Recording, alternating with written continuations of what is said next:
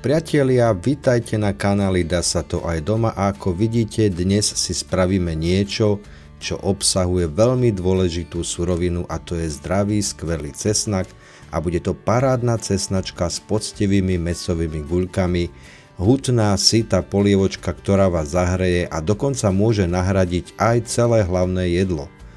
No a musíme začať samozrejme tým najmenej populárnym pri varení a to je čistením, pretože si potrebujeme pripraviť 2 plné hlavky cesnakov, potrebujeme si nakrájať cibuľu a potrebujeme si očistiť a nakrájať zemiaky.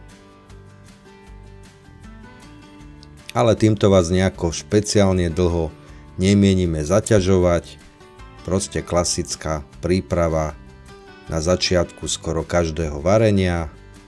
Zemiačky pekne na kocky.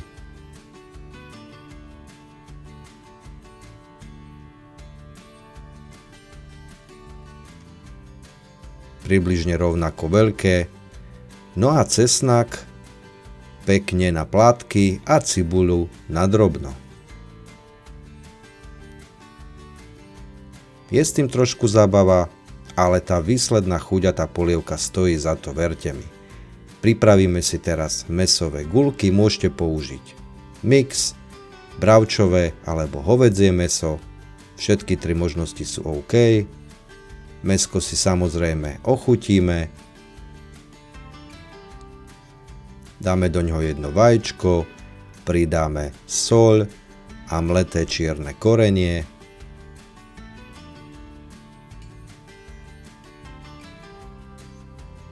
Nezabudneme tiež na voňavú drvenú rastcu.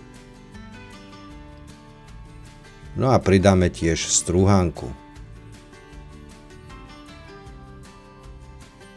Všetko si spolu dobre premiešame v nejakej miske a začneme postupne tvarovať jednotlivé mäsové guľky, také akurát, ako sa už do polievok väčšinou robí. Takže zasa trošku zábavy, ale ako som povedal, výsledok bude stáť za to. Guľky máme pripravené a my sa môžeme vrhnúť k hrncu, dáme si rozohriať olej, pridáme trošku masla. No a keď to máme rozohriaté, môžeme pridať restovať cibuľku, do takej miery, aby bola pekná sklovitá, takže nie nejako extrémne dlho. Pridáme tiež nakrájaný cesnak, opäť platí, že to s tým restovaním nie je dobré prehnať, pretože ako iste viete, cesnak by mohol zhorknúť a to rozhodne nechceme, takže zasa takú minútku, 2 na stredne veľkom plameni. Nezabudneme samozrejme osoliť, môžete okoreniť, či už mletým čiernym korením, alebo prípadne pridaním aj nového a celého korenia. Ono sa to bude potom ešte celé mixovať, takže je to v podstate jedno. No a už bez nejakého ďalšieho veľkého restovania môžeme podliať buď vodou, alebo ak máte nebodaj nejaký zvyšný vývar zeleninového typu napríklad, môžete to podliať aj tým. No a necháme nejakých 5-10 minút pekne prevrieť, aby sa uvoľnili všetky tie skvelé chute a môžeme pridať zemiaky, ktoré uvaríme na takých 80%, čiže ešte nie úplne do mäkká. Uvidíte o chvíľu prečo, čiže opäť necháme povariť zemiačky.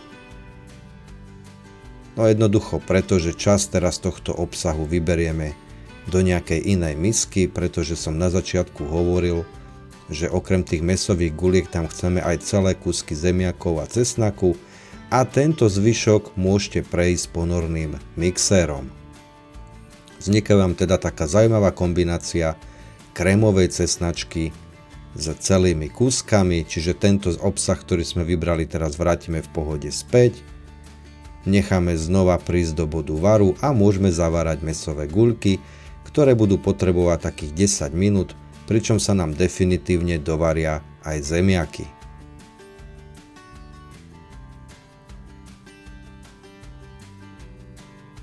No a môžeme finišovať, v podstate už len prilejeme smotanu na šľahanie, ktorá nám túto polievočku krásne prepojí a zhutní.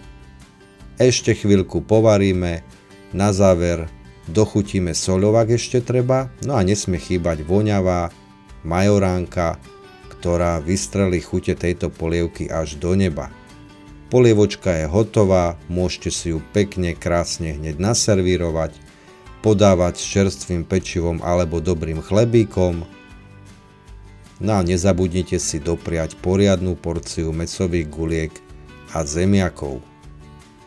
Ak sa vám tento recept páčil, nezabudnite na palec hore pod toto video a do komentárov nám môžete napísať, akú cesnačku robíte vy, pretože tých cesnačiek je niekoľko druhov a rôznych variácií, takže môžeme v budúcnosti pripraviť aj tú vašu prípadne. No a podporiť nás môžete samozrejme aj tým, že sa stanete členom tohto kanála, čo znamená, že naše videá napríklad uvidíte skôr.